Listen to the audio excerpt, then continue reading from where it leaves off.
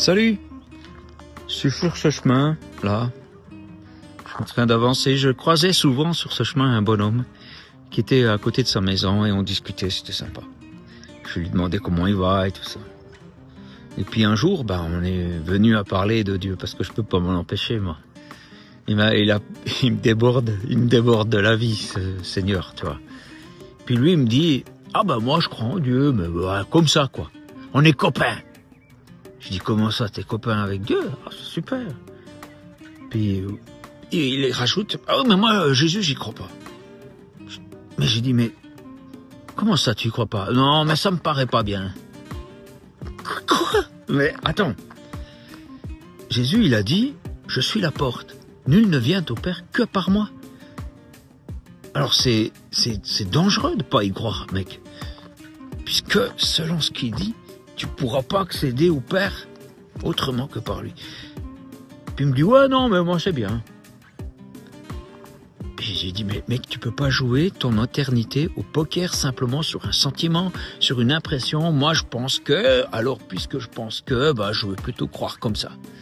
Oh, mais j'ai été déçu par les chrétiens ou déçu par je sais pas quoi, alors j'ai décidé de plus croire de cette manière, mais plutôt comme ça. Mais attends, c'est trop grave, mec. C'est ton éternité qu'il s'agit. Je te parle pas de ces ridicules 80 ans qu'on passe ici-bas. Je te parle de ton éternité. Tu peux pas. Quoi? Puis il me dit, oh là là, Ouderset, avec tes grosses théories. Et je suis parti, j'ai repris mon chemin. C'était pas la première fois que je le croise, mais c'était la dernière fois. Parce qu'il est mort, je crois 1 ou 2 semaines après. Et pourtant, il était en bonne santé. Il avait l'air d'aller bien, tu vois. Il était pas vieux, il était pas... Et on ne sait pas quel est le jour de notre départ. Et moi, ça me fait réfléchir un truc. Il faut pas jouer au poker son éternité. Si vous avez un doute par rapport à Dieu, je pense que c'est important que vous lui demandez de se manifester. Et puis que vous ne laissez pas vos sentiments, vos déceptions des autres croyants décider de votre croyance, purée. Vous devez demander à Dieu de se manifester. Parce que Dieu, il le fera. Et on est plusieurs à l'avoir fait.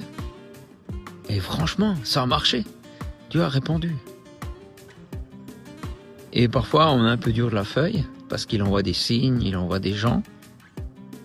Dès le moment où tu demandes à Dieu de se manifester, il va en envoyer des gens. C'est pas que ça, mais il faudra être attentif. Parce que Dieu ne répond pas qu'une grosse voix. Il le fait de temps en temps, mais c'est pas trop son truc. Et donc, il faut être subtil, il faut écouter. Voilà, c'était un conseil d'ami. C'est quelqu'un qui vous veut du bien, qui dit ça. Je suis pas intéressé. Je vous dis pas ça. Je vous dis ça sincère. Voilà. Alors, je vais continuer ma balade avec le Seigneur. Et qu'est-ce que je kiffe ce moment. Quel bonheur, mais quelle chance. J'écrivais aujourd'hui Rendez-vous dans la forêt Origine 2. Et puis, je me rappelle de avant que je connaissais Dieu et après, maintenant, 40 ans plus tard, un peu plus quoi, mais c'est quand même dingue. Quel bonheur j'ai eu de rencontrer Dieu dans ma vie.